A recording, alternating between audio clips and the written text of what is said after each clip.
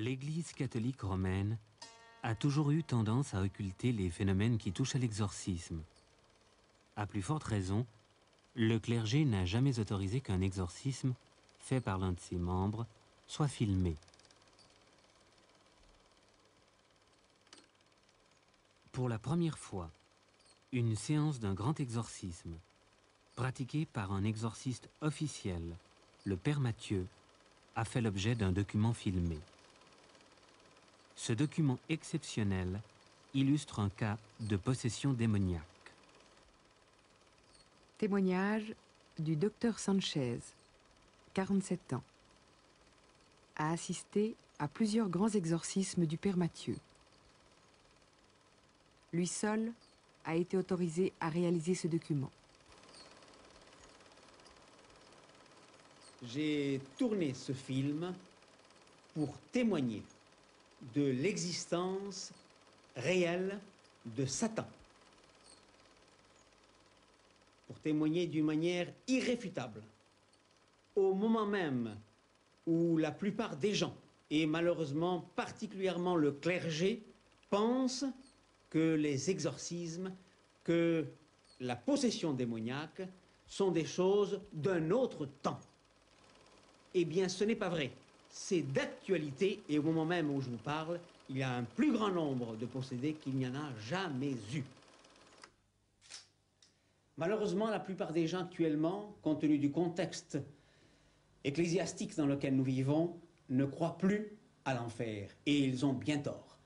Et leur montrer un document que j'ai vécu, auquel j'ai assisté, qui m'a douloureusement touché parce qu'il s'agit d'un ami, était une chose unique. Ce n'est pas un montage, ce n'est pas une invention, c'est un fait que j'ai vécu tous les jours pendant plusieurs années et c'est la raison pour laquelle j'ai voulu le filmer afin d'en donner témoignage à tous les gens qui auront la chance, et je dirais même mieux, la grâce de le voir.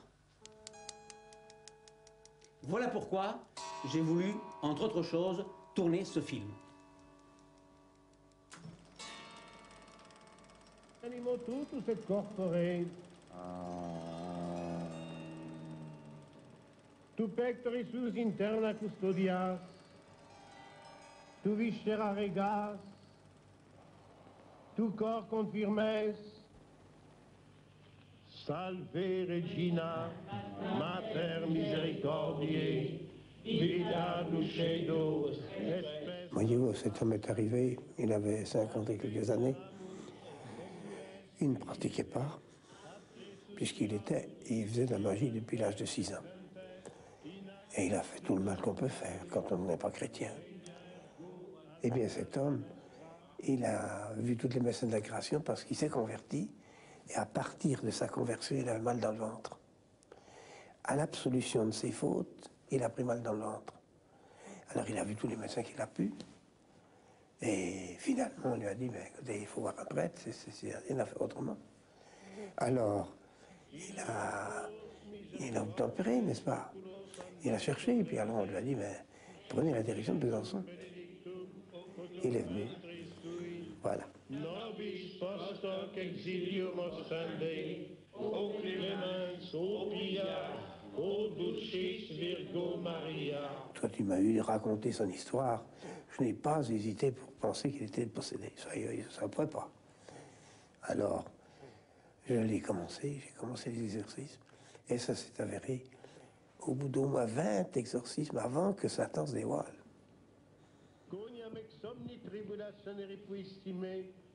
Et alors, quand il s'est dévoilé, c'était la bagarre. Et la bagarre avec des témoins, avec tout ce qu'il fallait, quoi. Mais c'était épouvantable.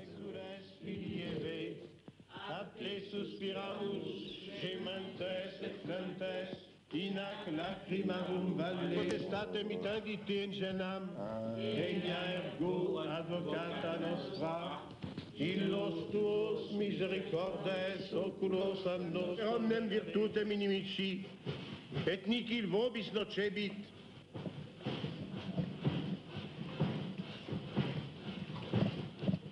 Verum tamen in hoc nolite gaudere, quia spiritus vobis subliciuntur, gaudet totem con nomina vestra scripta sunt in celis. Imperatibi Fides sanctorum apostolorum Petri et Pauli, et ceterorum sanctorum, imperatibi martyrum sanguis, imperatibi continentia confessorum, exorcismo. On me demande parfois pourquoi je parle latin. C'est parce que les gens ne le savent pas.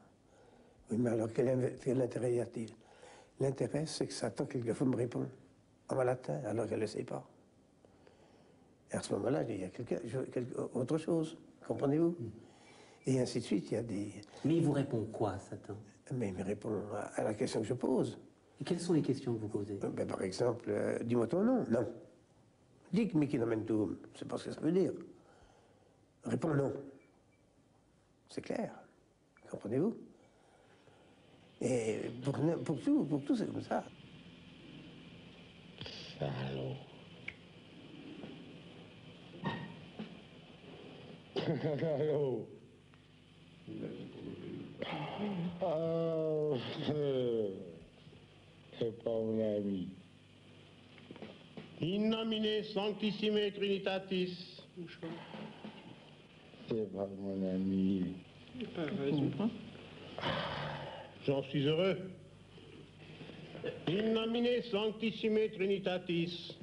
J'ai une religieuse comme m'avait envoyé un évêque, qui m'a répondu, quand je lui ai demandé Dic mihi nomentum, m'a répondu Lucifer. Lucifer. Je vous assure qu'à ce moment-là, on a un petit frisson dans le dos. Parce qu'évidemment, on ne s'attaque par conséquent au patron.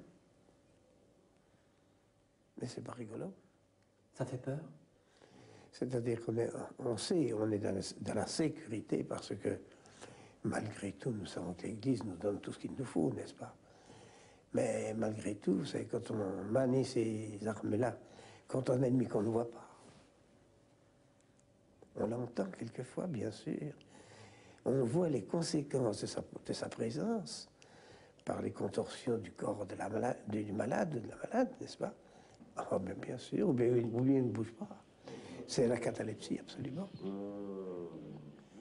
Il ne peut ni bouger, on ne peut pas lui remuer le doigt, on ne peut pas s'en remuer tout le corps. Vous voyez, ça dépend. Il n'y a pas un cas pareil.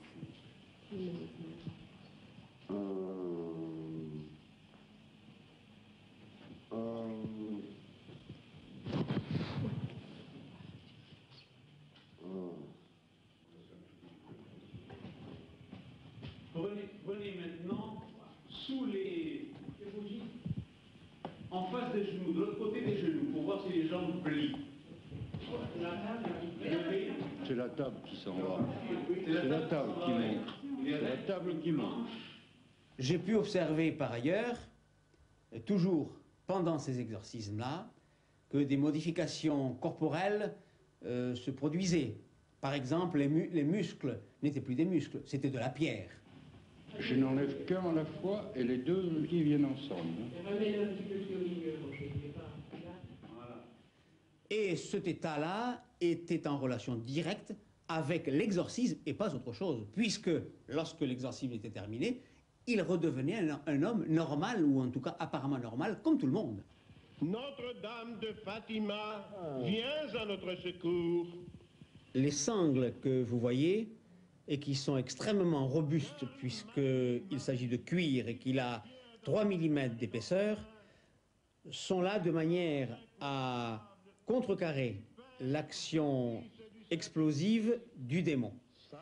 Pendant l'exorcisme, en effet, le possédé que vous voyez là a une force absolument surhumaine, à tel point que plusieurs hommes n'arrivent pas à le maîtriser sur cette table. Pour cette raison, les sangles sont destinées à l'y maintenir. Voilà pourquoi il est sanglé. Et il est sanglé aussi parce que on craint que certains gestes inattendus puissent blesser aussi l'entourage. Ce n'est pas à écarter. Sors de cet homme. Sors de cet homme. Je te l'ordonne au nom du Christ. Sors de cet homme. In nomine Patris et Filii et Spiritus Sancti.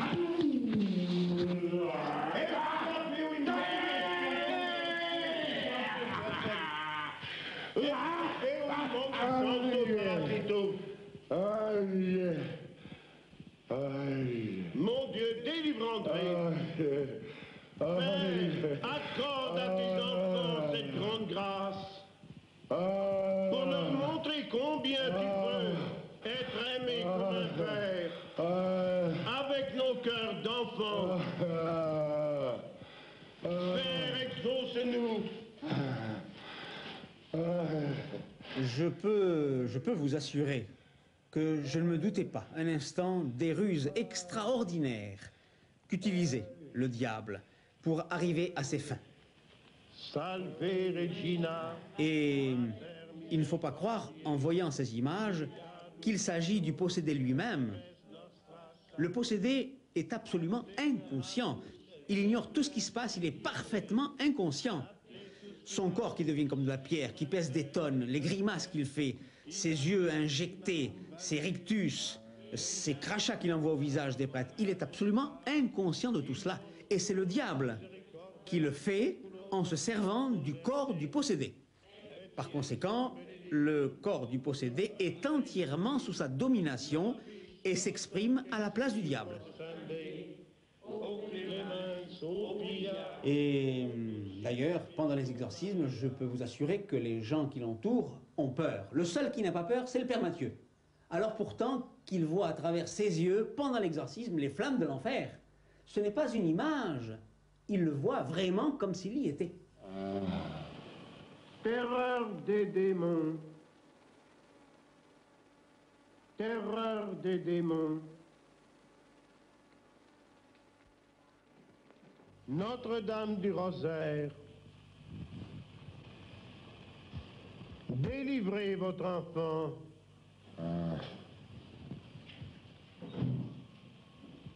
Chassez Satan du corps de votre enfant. Par le sacerdoce du Christ, Satan, sors de cet homme.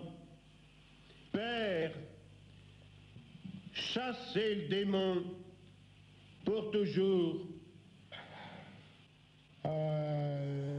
Repousser en enfer Satan et les autres esprits mauvais qui errent dans le monde pour perdre les âmes. Pendant un siècle, on a récité cette prière de la part de l'Église. Et on l'a supprimée. Pourquoi? Parce que Satan en avait marre. Et c'est lui qui a obtenu ça. Satan s'est arrangé pour pouvoir faire disparaître toute lutte, toute résistance contre lui.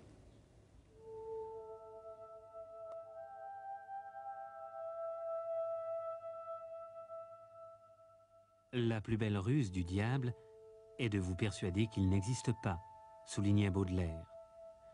Mais à la fin du XXe siècle, peut-on encore croire au diable? Une question d'actualité, à un moment où l'on assiste à un regain d'intérêt pour les sciences occultes et la parapsychologie.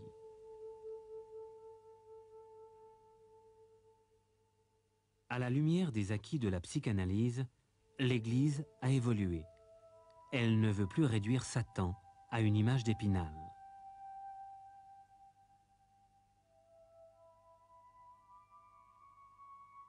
Pourtant, l'Église catholique continue à nommer secrètement des exorcistes officiels, même s'ils sont de moins en moins nombreux.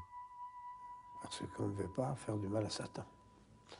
Ou plus exactement, on n'y croit plus. Alors on ne se bat pas contre celui qu'on ne connaît pas. C'est pas possible, ça. C'est peut-être pour ça qu'il fait tant de mal. Oui. Mais vous, Père Mathieu, vous l'avez rencontré, Satan? Oui, je peux le dire. Je peux le dire. Quelle impression ça fait? Ça ne fait pas rire. Mais d'un autre côté, il ne faut pas avoir peur. Car un enfant qui ne quitte pas sa mère peut être défendu par elle comme si c'était une lionne qui défend son petit. La Sainte Vierge défend son enfant. Dans l'exorcisme, si on est en règle, on ne doit pas avoir peur, on ne peut pas avoir peur, car tout de même, il y a l'amour divin entre Satan et l'enfant que nous sommes. Les anges, les anges. Saints anges, venez au secours d'André. Chassez le démon pour toujours. À 84 ans, le père Mathieu continue son combat, corps à corps, avec le prince des ténèbres, inexorablement, envers et contre tous. Satan, sors de cet homme. Je ne m'arrêterai qu'à l'heure de ma mort, quand le bon Dieu le voudra. C'est tout. Je ne veux pas, moi, me soustraire à mes obligations sacerdotales. Je suis prêtre pour ça.